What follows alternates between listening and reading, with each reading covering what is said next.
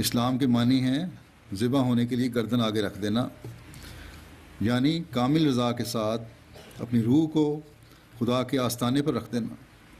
یہ پیارا نام شریعت کی روح اور تمام احکام کی جان ہے۔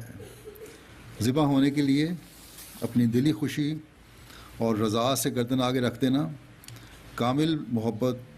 اور کامل عشق کو چاہتا ہے، اور کامل محبت کامل معرفت کو چاہتی ہے۔ بس اسلام کا لفظ اسی بات کی طرف اشارہ کرتا ہے کہ حقیقی قربانی کے لیے کامل معرفت اور کامل محبت کی ضرورت ہے،